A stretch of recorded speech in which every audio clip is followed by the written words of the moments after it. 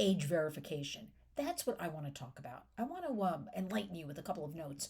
I've been digging in very deep, as one says, and I don't like the idea of age verification.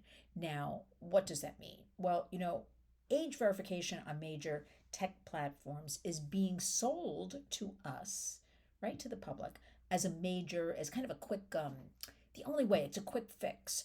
But the risks creating a false sense of security while shifting the burden onto the public. And I wrote this earlier. I'm working on a newsletter, shifting the burden onto the very people who are trying to protect, right? Parents. It's not like parents and caretakers don't have enough to do, right, everybody? So requiring children and families to upload IDs or biometric data, like your eye. They're looking for fingerprints now and your iris and things like that. I've been in meetings and they've been talking about it. I've been hearing about it for about 3 years now, close to. I've been thinking about all of this. Um, it builds a massive databases of sensitive information, turning kids into targets for more horror, such as data breaches and misuse. And once the information is out, this, the data is out, it is out there and it cannot be taken back, right? Remember, it's like anything on the internet. Once it's there, even when kids say to me a lot, and adults also say it to me, like, I deleted it. Once it's out there, it is there, everybody, forever. So tech savvy minors, and what child today, they really have been born the 30 and under set in this digital bubble. They are so tech savvy, they can get around an age verification. This is not a foolproof way to keep everybody safe. And not also bad actors. We know they're always 10 steps ahead of law enforcement, ahead of all of us. That's just the reality. I don't like telling you these things. That's the truth, though. So, what's left for families and what's left for all of us working in this field, that we just want digital safety for our kids? Um, you know, it age verification really does nothing. This is the whole thing.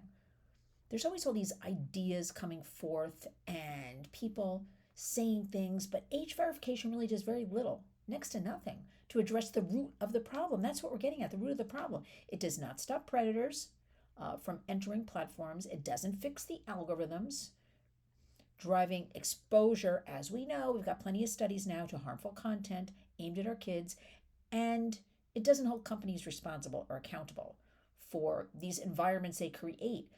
It's just, instead of redesigning systems that can be safe by default, it's, I'm exhausted talking about that one, that it's up to the big tech companies to design with the child in mind for safety, because obviously they have not been held accountable.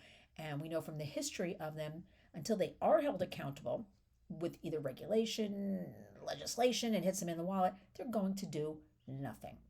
So this is so backwards. It's all backwards, I'm going to say, when it comes to online, when it comes to big tech platforms. But real protection means redesigning systems, challenging platform design, yes, limiting risky features, strengthening the moderation at these big tech platforms. We never know. There's no real transparency. These tech councils of safety, who's really there? How many people are working there? Are they really doing anything? We don't know. And putting child safety ahead of engagement metrics, that's pretty tough when we know this is the bottom line, lots of money for these big tech platforms, right? So unless they're held accountable, why are they going to change anything? Our children deserve more than a digital ID checkpoint. They deserve platforms built with their safety in mind from the start. And this is something we at the Warriors are really talking a lot about on Capitol Hill. We'll be there on Tuesday, and we'll be meeting with a lot of different people, both sides of the aisle in government. But I'm just here to say, because there's a lot of talk with a lot of pending legislation, a lot of legislation being presented for child safety. Look, the Warriors, we are pro innovation, pro tech. Don't get me wrong, okay? It's here to stay. AI is here.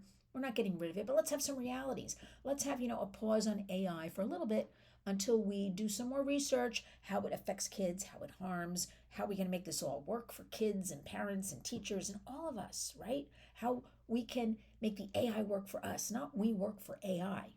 Is it jumping right in? Because with social media, we jumped right in. And we did think, we all thought we didn't know any better. 30 years ago, 1996, forward, we all thought, it's cute. We're connecting with family and friends.